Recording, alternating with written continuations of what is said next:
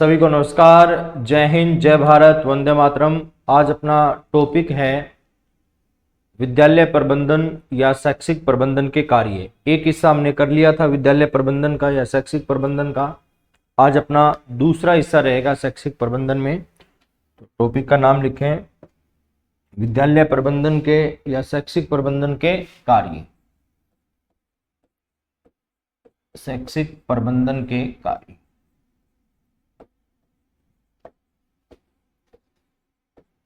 जो शैक्षिक प्रबंधन के कार्य है, शैक्षिक प्रबंधन के कार्यों के संबंध में दो दृष्टिकोण है, दो विचारधारा है। एक विचारधारा तो हेनरी फ्योल की है और एक विचारधारा है वो लूथर गुलिक की। लूथर गुलिक की विचारधारा है, वहां से फर्स्ट ग्रेड में 3-4 बार प्रश्न पूछे गए हैं। हेनरी फ्योल है, ये शैक्षिक प्रबंधन के संबंध में POCCC की अवधारणा का प्रतिपादन करता है। हेनरी फ्योल शैक्षिक प्रबंधन के संबंध में POCCC की अवधारणा का प्रतिपादन करता है। P से प्लानिंग हो जाएगा, O से ऑर्गेनाइजेशन हो जाएगा, C से कंट्रोल हो जाएगा, C से कमांड हो जाएगा, C से कोऑर्डिनेशन हो जाएगा। तो पहली जो विचारधारा है वो किसकी रहेगी? हेनरी फ्योल की। पहली विचारधारा किसकी है? Henry Fayol. हेनरी फ्योल ने शैक्षिक प्रबंधन के कार्यों के संबंध में, शैक्षिक प्रबंधन के कार्यों के संबंध में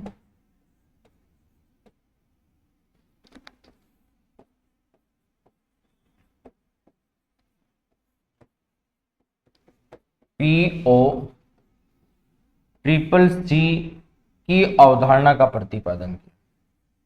POCCC की अवधारणा का प्रतिपादन किया। अब POCCC में क्या कुछ है वो देखें। P से हो जाएगा प्लानिंग। P से हो गया प्लानिंग। प्लानिंग को हम कह सकते हैं नियोजन। P से हो गया प्लानिंग, नियोजन। O से हो गया ऑर्गेनाइजेशन। O से हो गया ऑर्गेनाइजेशन, संगठन। C से हो गया कंट्रोल। C से हो गया कंट्रोल, नियंत्रण। C से हो गया कमांड, निर्देश। C से हो गया कमांड, निर्देश। और C से हो गया कोऑर्डिनेशन, समन्वय। ये जो POCCC की अवधारणा है, ये किस विद्वान के साथ जोड़ी जा रही है? हेनरी फ्योल के साथ। नोट करें, फिर आगे चलेंगे। यहां से पेपर में प्रश्न पूछा जाता है।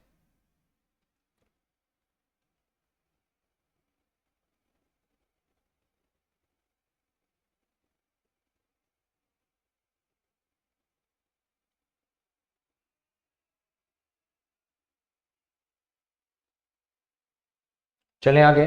दूसरी जो विचारधारा है, दूसरी विचारधारा किसकी है? लूथर गुलिक की है।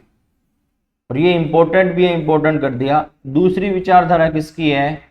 लूथर गुलिक की विचारधारा रहेगी दूसरी। जो लूथर गुलिक है, लूथर गुलिक ने शैक्षिक प्रबंधन के कार्यों के संबंध में पोस्ट कोर विचारधारा का प्रतिपादन किया है। POSDCORB। एक तो ये प्रश्न पूछा जाता है कि पोस्ट कोर विचारधारा है, ये अंग्रेजी वर्णमाला के कितने अक्षरों से मिलकर बनी है? तो जैसे गिनेंगे जब तो 7 है, गिनेंगे जब तो हमें 8 लगेगा, लेकिन जो CO है ना, CO को एक ही मानना पड़ेगा, इसलिए 8 के स्थान पर कितना करना है? हमें 7 करना है।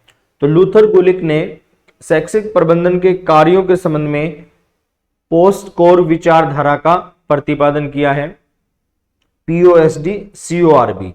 P से हो जाएगा प्लानिंग, नियोजन। O से हो जाएगा ऑर्गेनाइजेशन, संगठन। S से हो जाएगा स्टाफिंग, कर्मचारी, POSD। D से हो जाएगा डायरेक्टिंग, निर्देशन। तो POSDCO। CO से हो जाएगा कोऑर्डिनेशन। CO से क्या होगा? कोऑर्डिनेशन, समन्वय कह सकते हैं। POSDCO आर, आर से हो जाएगा रिपोर्टिंग, रिपोर्टिंग का अर्थ होगा सूचना देना, आर से रिपोर्टिंग सूचना देना, POSD CORB, बी से हो जाएगा बजटिंग बजट पैसा। तो ये लूथर गुलिक की अवधारणा है। देखें लूथर गुलिक ने शैक्षिक प्रबंधन के कार्यों के संबंध में, शैक्षिक प्रबंधन के कार्यों के संबंध में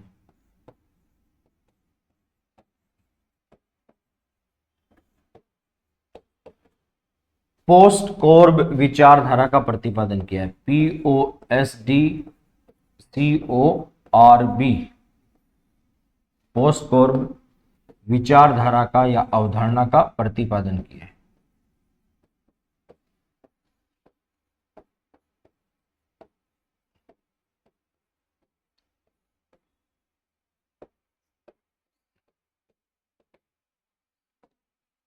उसके बाद देखें पोस्ट कॉर्ब विचारधारा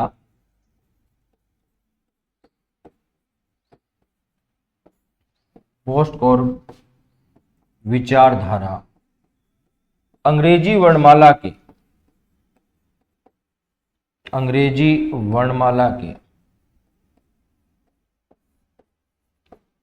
7 अक्षरों से मिलकर बना है। अंग्रेजी वर्णमाला के 7 अक्षरों से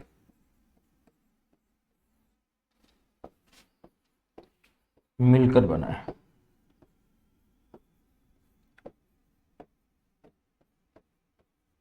नोट करें फिर आगे चलेंगे। आसान सा टॉपिक है, दोनों लेवल में है, फर्स्ट ग्रेड में भी है, रीट में भी है, रीट लेवल फर्स्ट में भी और रीट लेवल सेकंड में भी।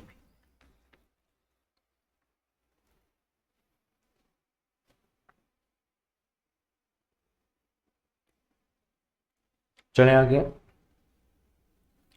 पी से हो जाएगा प्लानिंग, पी से हो जाएगा प्लानिंग नियोजन,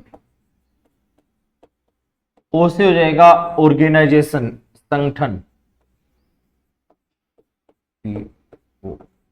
एस से हो जाएगा स्टाफिंग कर्मचारी,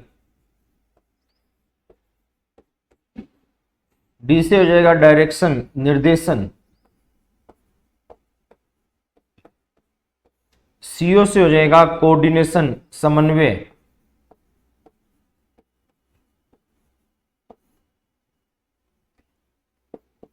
आर से हो जाएगा रिपोर्टिंग सूचना, पी से हो जाएगा बजटिंग बजट पैसा। तो ये 7 मानने आपको, 8 नहीं मानने। नोट करें फिर आगे चलेंगे।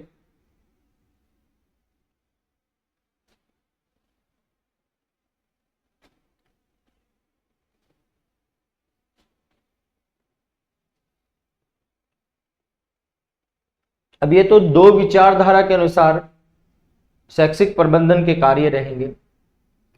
अब हमें शैक्षिक प्रबंधन के अलग से कार्य क्या है वो हमें बताने हैं। तो शैक्षिक प्रबंधन के कार्यों को 2 भागों में बांटा जाता है। एक तो है कि मुख्य कार्य है और एक है गौण कार्य। मुख्य कार्य में कौन कौन से आएंगे और गौण कार्य में कौन कौन से आएंगे वो हमें नोट करना है।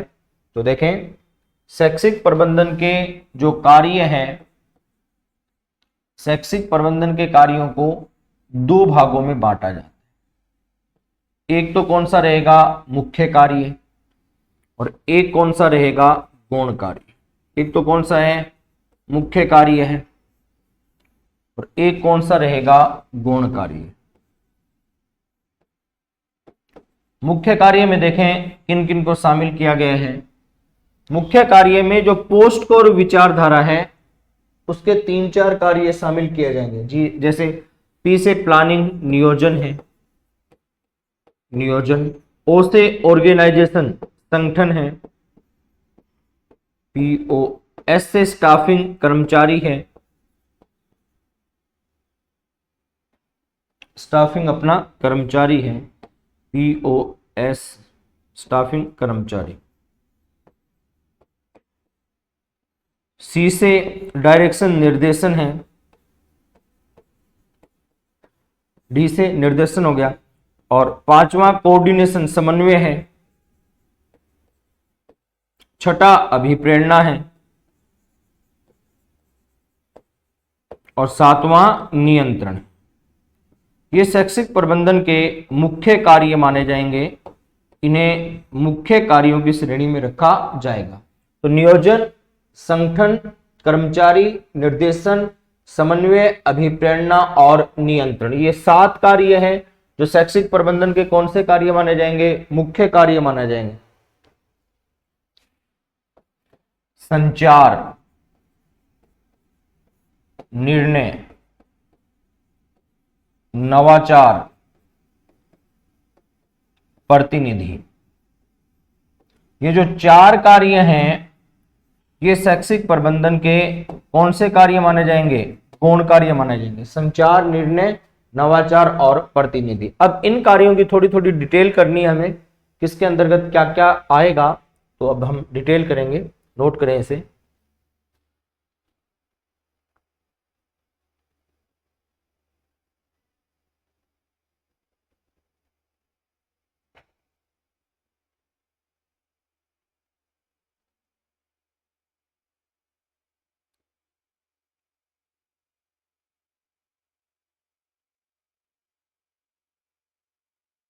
चले आगे। पहला अपना कार्य है वो कौन सा है, नियोजन है। नियोजन। अब देखें 2 चीजें, अगर हमें सीधा प्रश्न पूछा जाए कि शैक्षिक प्रबंधन में नियोजन का जनक कौन है, तो शैक्षिक प्रबंधन में नियोजन का जनक है वो लूथर गुलिक को माना जाता है। शैक्षिक प्रबंधन में नियोजन का जनक किसे माना जाएगा, लूथर गुलिक को माना जाएगा। एक विद्वान है जिनका नाम है जॉन मिलेट। जॉन मिलेट क्या लिखता है कि नियोजन है ये किसी भी काम को करने का एक बुद्धिमत्तापूर्ण तरीका है। नियोजन किसी भी कार्य को करने का एक बुद्धिमत्तापूर्ण तरीका है, बुद्धिमत्तापूर्ण ढंग है, अर्थात नियोजन व्यक्ति की बुद्धि के आधार पर संचालित किया जाएगा। नियोजन कहेंगे किसे, तो नियोजन है इसमें क्या करना है, कैसे करना है, कौन करेगा, कितना समय और पैसा लगेगा, क्या परिणाम होंगे, इन सभी चीजों को शामिल किया जाएगा। नियोजन शैक्षिक प्रबंधन में नियोजन का जनक लूथर गुलिक। जॉन मिलेट लिखता है कि नियोजन है वो किसी भी कार्य को करने के लिए एक बुद्धिमत्तापूर्ण तरीका है, बुद्धिमत्तापूर्ण ढंग है। नियोजन किसे कहेंगे, तो नियोजन में क्या करना है, कैसे करना है, कौन करेगा, कितना समय और धन लगेगा, क्या परिणाम होंगे, इन सभी चीजों को शामिल किया जाएगा। देखिए नियोजन में, शैक्षिक प्रबंधन में नियोजन का जनक,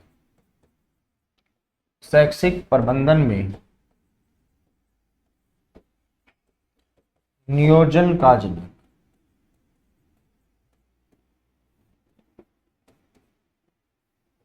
शैक्षिक प्रबंधन में नियोजन का जनक कौन रहेगा, लूथर गुलिक रहेगा, लूथर गुलिक। उसके बाद देखें जॉन मिलेट क्या लिखते हैं। जॉन मिलेट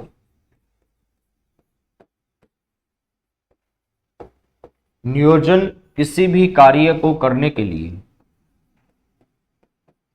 नियोजन किसी भी कार्य को करने के लिए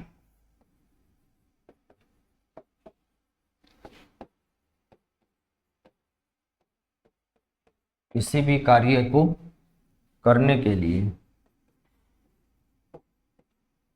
एक बुद्धिमत्तापूर्ण तैयारी है, एक बुद्धिमत्तापूर्ण तैयारी।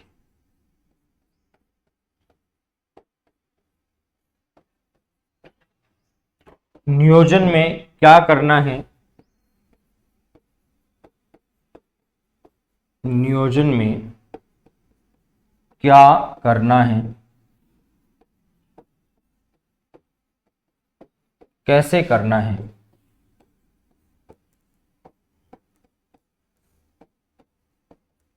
कौन करेगा,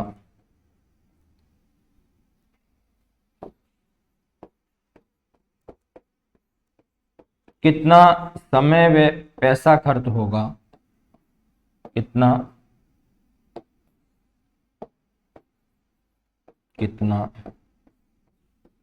समय व पैसा खर्च हुआ।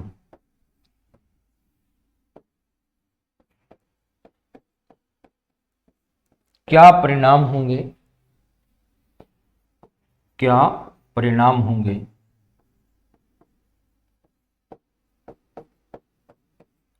आदि सभी को शामिल किया जाता है।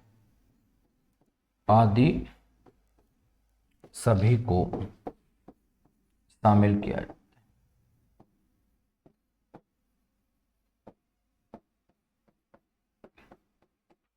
आदि सभी को शामिल किया जाता है। ये नियोजन है, नोट करें।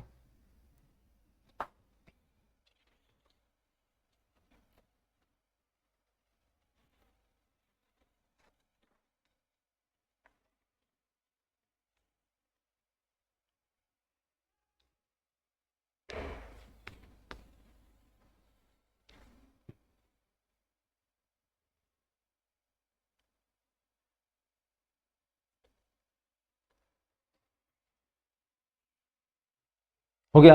दूसरा अपना कार्य कौन सा आता है, संगठन आता है। दूसरा कार्य कौन सा है, संगठन। संगठन के लिए देखें, थोड़ा सा बड़ा है ये संगठन वाला टॉपिक, तो संगठन के लिए देखें।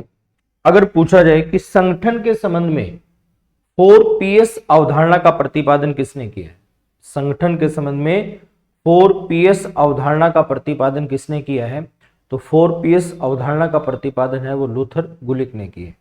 किस, पी से पर्पज उद्देश्य, पी से प्रोसेस प्रक्रिया, पी से प्लेस स्थान, पी से पर्सन व्यक्ति। तो 4PS अवधारणा में इन चार चीजों को शामिल किया जाएगा। जो लूथर गुलिक है, लूथर गुलिक ने संगठन के 14 सिद्धांत बताए हैं, और जो हेनरी फ्योल है, हेनरी फ्योल ने संगठन में 10 सिद्धांत बताए हैं। सॉरी, लूथर गुलिक ने संगठन के 10 सिद्धांत बताए हैं और हेनरी फ्योल ने संगठन के 14 सिद्धांत बताए हैं। उल्टा बता दिया था मैंने। तो लूथर गुलिक ने तो संगठन के 10 सिद्धांत बताए हैं और हेनरी फ्योल ने संगठन के 14 सिद्धांत बताए हैं। जो संगठन है, संगठन में विद्यालय के मानवीय संसाधनों को और विद्यालय के भौतिक संसाधनों को दोनों को शामिल किया जाएगा। सीधा याद रखना, संगठन का अर्थ विद्यालय के मानवीय संसाधन भी है, संगठन का अर्थ विद्यालय के भौतिक संसाधन भी। तो लिखें, फिर आगे चलेंगे। मानवीय संसाधन में कौन कौन सी चीजें आ जाएगी, मानवीय संसाधन में जैसे प्रधानाध्यापक हैं, अध्यापक हैं, बालक हैं, अभिभावक हैं, लिपिक वर्ग है, चतुर्थ श्रेणी कर्मचारी है, ये सारे के सारे प्रबंधन के संगठन के मानवीय संसाधन। भौतिक संसाधनों में किसको शामिल किया जाएगा, जैसे विद्यालय भवन है, पुस्तकालय है, विद्यालय अभिलेख है, फर्नीचर है, ये सारे के सारे विद्यालय के भौतिक संसाधन है या संगठन के भौतिक संसाधन। तो संगठन के संबंध में, संगठन के संबंध में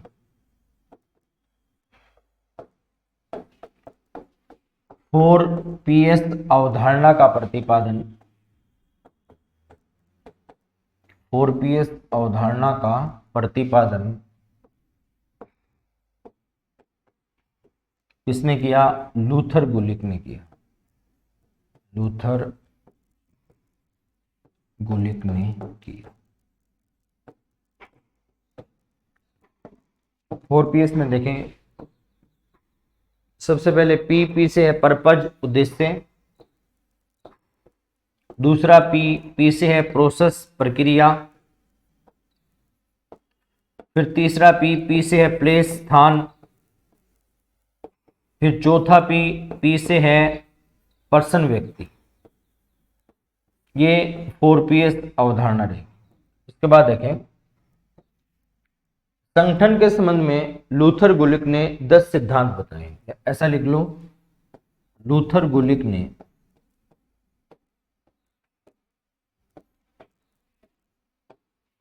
संगठन के 10 सिद्धांत बताए, 10 सिद्धांत बताए।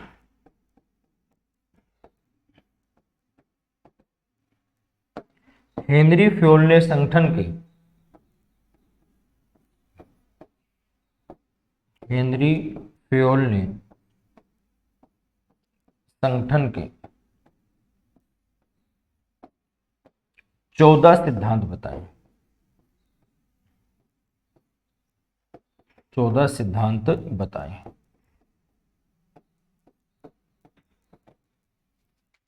नोट करें।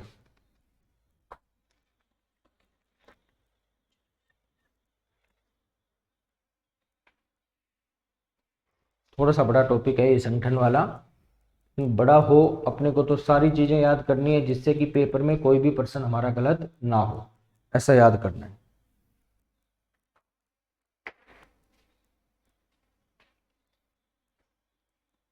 चलें आगे।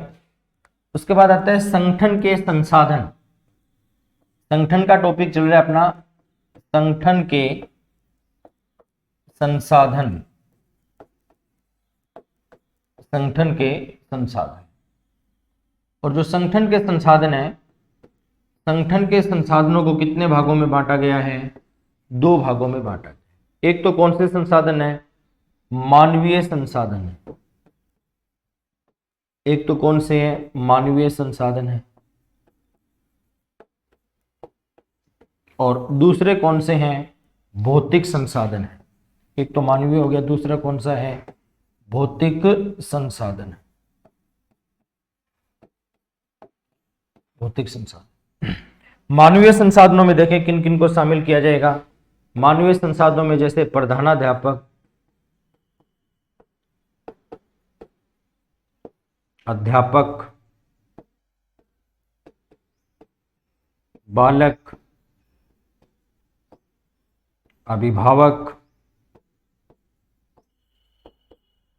लिपिक वर्ग, अभिभावक के बाद में लिपिक वर्ग, और चतुर्थ श्रेणी कर्मचारी।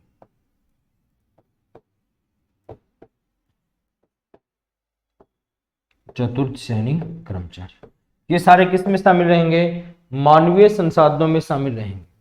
भौतिक संसाधनों में जैसे विद्यालय भवन, पुस्तकालय,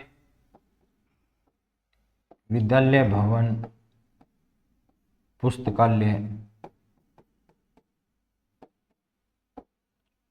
श्यामपट्ट, विद्यालय भवन, पुस्तकालय, श्यामपट्ट, फर्नीचर, विद्यालय अभिलेख,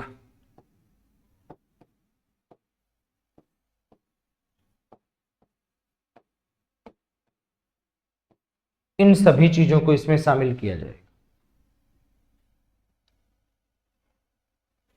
समय सारणी नहीं लिखा, समय सारणी भी इसी में शामिल रहेगी। समय सारणी भी इसी में शामिल है। समय सारणी।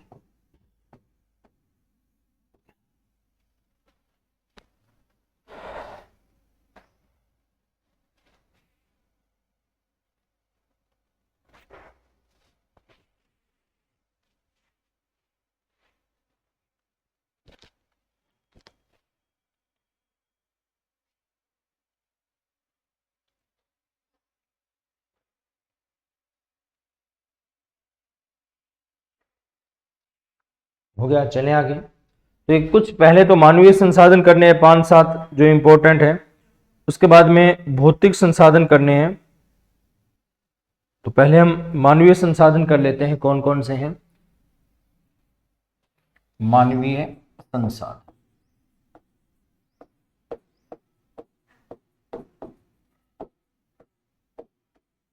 मानवीय संसाधन में सबसे पहले है प्रधानाध्यापक। प्रधानाध्यापक को विद्यालय का मस्तिष्क कहा जाता है, प्रबंधन की सर्वोच्च इकाई कहा जाता है, संगठन का भी सर्वोच्च पद माना जाता है, विद्यालय का प्रशासक भी माना जाता है। रायबर्न लिखता है कि प्रधानाध्यापक को दृढ़ चरित्र वाला होना चाहिए। प्रधानाध्यापक है, ये विद्यालय का मस्तिष्क है, प्रबंधन की सर्वोच्च इकाई है, विद्यालय का प्रशासक है, और रायबर्न लिखता है कि प्रधानाध्यापक को दृढ़ चरित्र वाला होना चाहिए। देखिए, प्रधानाध्यापक विद्यालय का मस्तिष्क,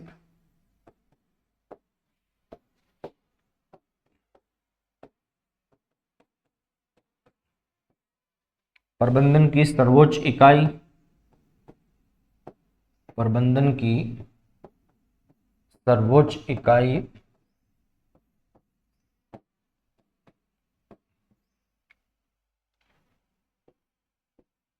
विद्यालय का प्रशासक, विद्यालय का प्रशासक। ये सारे के सारे किसके नाम हैं? प्रधानाध्यापक। रायबर्न क्या लिखता है कि प्रधानाध्यापक को दृढ़ चरित्र वाला होना चाहिए। रायबर्न क्या लिखता है? प्रधानाध्यापक को दृढ़ चरित्र वाला होना चाहिए।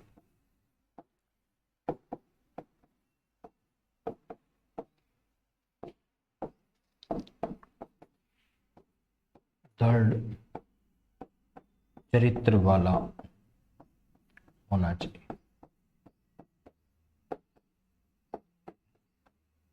उसके बाद कौन है? दूसरा अपना आता है अध्यापक। दूसरा नाम किसका है? अध्यापक। अध्यापक है ये शिक्षण का सत्तावादी चर है, स्वतंत्र चर है, नियोजक चर है, विद्यालय का नाड़ी तंत्र है, शिक्षक इतिहास का वास्तविक निर्माता है। तो अध्यापक के कौन कौन से नाम है? अध्यापक है ये शिक्षण का स्वतंत्र चर है, सत्तावादी चर है, नियोजक चर है, और अध्यापक है ये इतिहास का वास्तविक निर्माता है। जीएस वेल्स की ये परिभाषा है। तो देखें, अध्यापक को शिक्षण का सत्तावादी चर,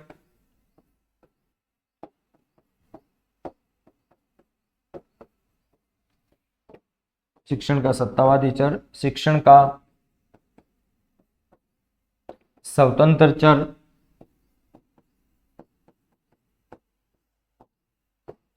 शिक्षण का नियोजक चर, शिक्षण का नियोजक चर, ये सारे नाम किसके हैं? अध्यापक के हैं। एक परिभाषा है वेल्स की, एस.जी. वेल्स शिक्षक इतिहास का वास्तविक निर्माता है। एस.जी. वेल्स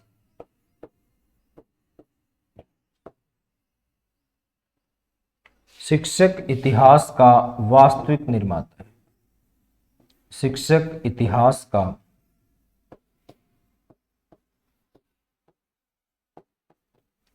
वास्तविक निर्माता है।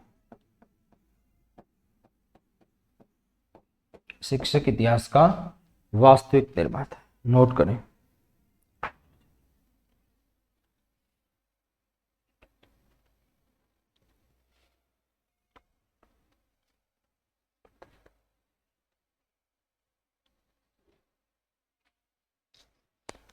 चलिए आगे। तीसरा कौन है? तीसरा आता है बालक।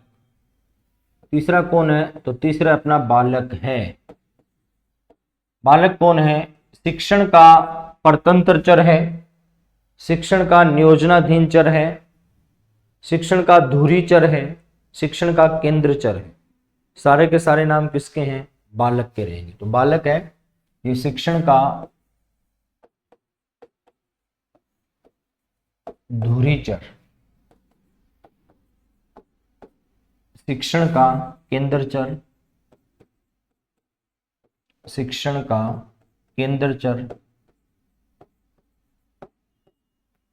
शिक्षण का परतंत्र चर,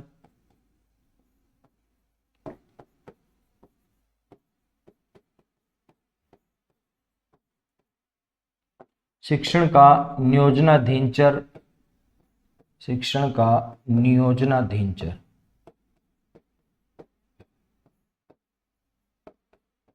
ये सारे के सारे कौन है? नाम है शिक्षक बालक के हैं। तीसरा चौथा कौन है? अभिभावक है। अभिभावक। अभिभावक की बात की जाए तो आरटीई 2009 की धारा 21 के अनुसार अभिभावक है ये विद्यालय प्रबंधन समिति का अध्यक्ष भी होगा। अभिभावक है ये विद्यालय प्रबंधन समिति का सदस्य भी होगा। अभिभावक है वो विद्यालय प्रबंधन समिति का उपाध्यक्ष भी होगा। विद्यालय प्रबंधन समिति की जो 3/4 सीटें होगी वो किसकी रहेगी? अभिभावक की रहेगी। तो देखें आरटीई 2009 की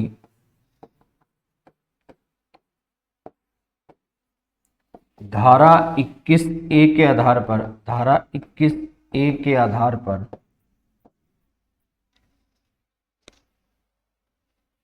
धारा 21 ही लगा लो, ए की आवश्यकता नहीं। धारा 21 के आधार पर, अनुच्छेद 21A याद रह गया था मेरे को, सीधी धारा 21 के अनुसार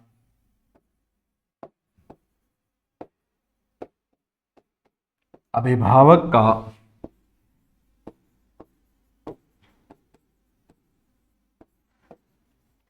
विद्यालय प्रबंधन समिति में महत्वपूर्ण योगदान है।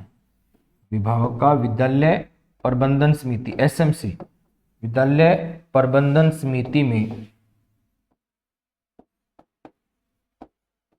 महत्वपूर्ण योगदान है, महत्वपूर्ण योगदान है। विद्यालय प्रबंधन समिति का जो अध्यक्ष है वो कौन होगा?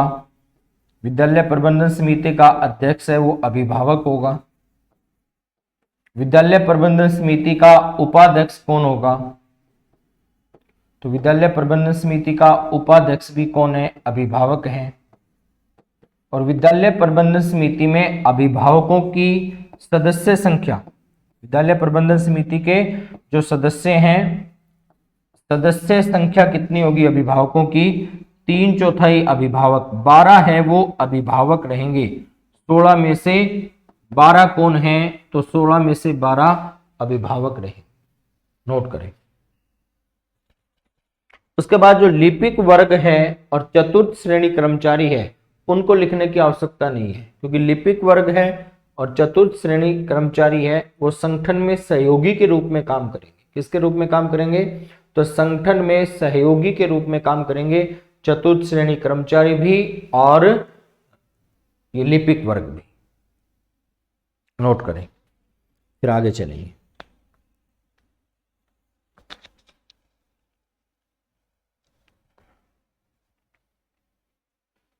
उसके बाद अपना कौन सा हिस्सा आता है?